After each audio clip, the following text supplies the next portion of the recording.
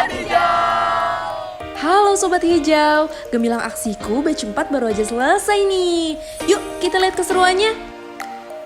Perkenalkan, nama saya Franciscus Juan Pablo Mengkaigulu. Nama panggilan saya Joy, umur saya 17 tahun. Saya merupakan pelajar SMA di SMA Katolik Ranjau. Asal saya dari kota NJ, kota Pancasila di Provinsi Nusa Tenggara Timur. Perkenalkan, saya Natasha Nauli Simanjuntak. Saya sekarang berusia 18 tahun dan saya merupakan mahasiswi dari jurusan Ilmu Pemerintahan Universitas Padjadjaran. Oke, halo, perkenalkan, nama aku Satrio Sandra Perkasa. Aku asalnya dari Kediri, Jawa Timur. Saat ini usia aku 22 tahun dan aku sedang menempuh kuliah di Institut Seni Indonesia Yogyakarta. Halo, kenalin aku Alia dari Yogyakarta, 20 tahun. Aku sekarang mahasiswi semester 5 Fakultas Hukum Universitas Gadjah Mada. Perkenalkan, namaku Elfreda Yudawardoyo dari SMA Negeri 1 Wonogiri, merupakan seorang pelajar berusia 17 tahun yang merupakan delegasi Provinsi Jawa Tengah dalam Gemilang Aksiku batch 4.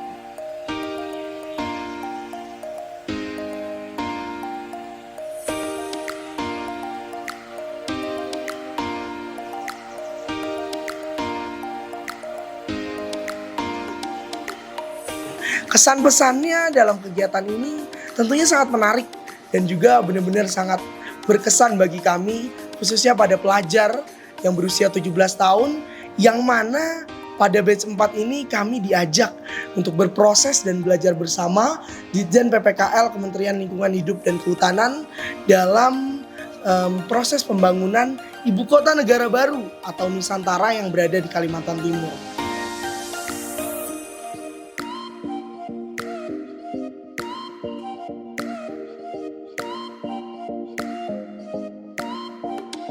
Dari dulu, sedari kecil keinginan saya adalah masuk ke dalam hutan Kalimantan, di mana hal itu terinspirasi juga dalam sebuah film yaitu Petualangan Sherina. Dan pada hari itu, di saat hari pertama kita memasuki sebuah hutan, saya merasa saya memiliki jiwa petualang yang sangat muncul dari keinginan-keinginan kecil saya itu, dan itu dapat terwujud.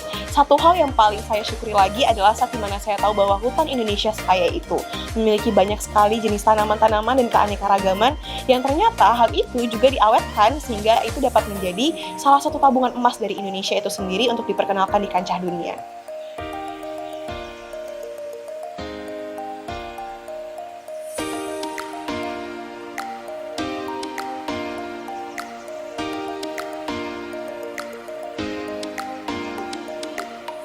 Ada banyak hal yang kita lakukan ya, tapi yang lebih menurutku menambah insightful aku pada saat kita kunjungan di herbarium.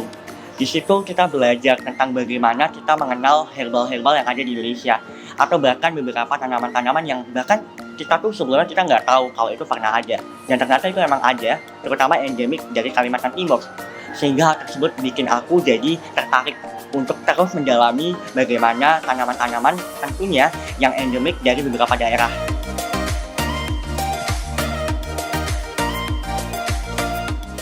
Dan juga langsung bertolak ke konservasi kawasan mangrove di Mentawir. Kita belajar tentang cara konservasi mangrove dan juga jenis-jenis serta fungsi mangrove menjadi garda terdepan mencegah abrasi di pantai. Kemudian sorenya kita langsung bertolak ke IKN, ke titik nol, yang mana kita semua sangat excited dan juga sangat senang bisa mencapai titik nol calon ibu kota negara.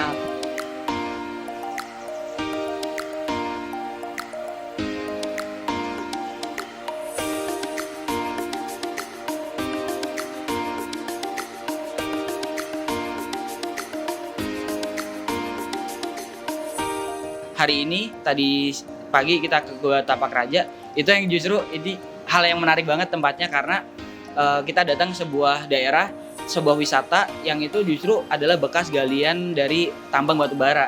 Nah, dulunya kalau aku pikir tambang batu bara itu ya udah ketika selesai kita tinggal, kita hanya meninggalkan bekas lubangan aja. Ternyata dengan konsep yang dimiliki oleh Ditjen BPKL ini, ternyata ini bisa diolah ataupun bisa kita kemas sebagai wisata gitu. Bahkan galiannya pun tadi aku merasakan bahwa galiannya itu bisa digunakan sebagai wisata, semacam kubangan yang kita bisa bermain-main air di situ gitu. Ini menarik gitu. Jadi sebetulnya adalah yang dulunya tidak berguna atau bahkan membuat kecelakaan itu difungsikan menjadi fungsi lain yang lebih nilai lingkungannya naik, nilai ekonominya juga naik, itu prinsipnya.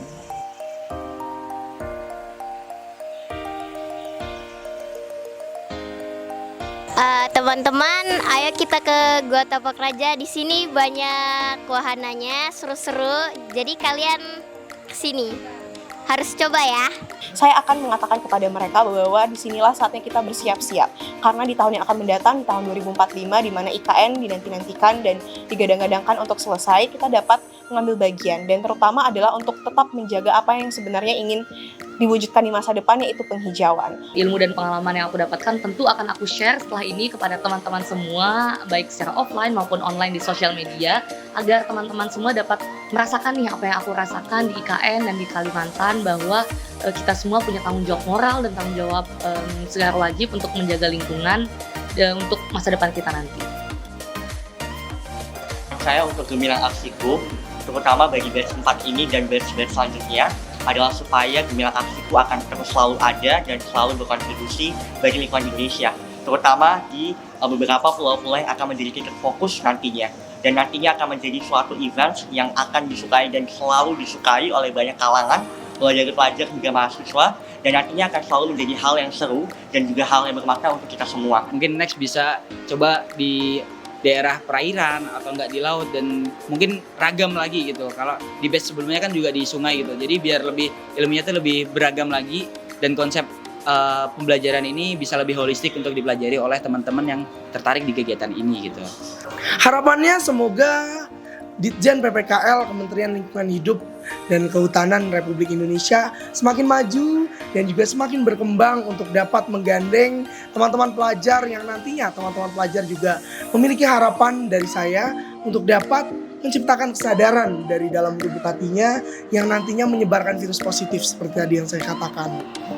Gemilang aksiku, lestari! PPKL, jaya! PPKL, jaya! PPKL, PPKL, PPKL, jaya, jaya, jaya! Gemilang aksiku, bersumpah, selamatkan bumi, lestarikan lingkungan!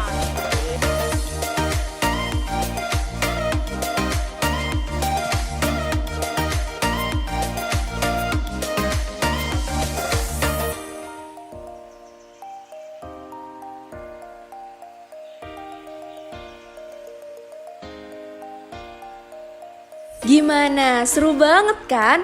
Yuk buat Sobat Hijau semua untuk berpartisipasi di Gemilang Aksiku batch selanjutnya. See you!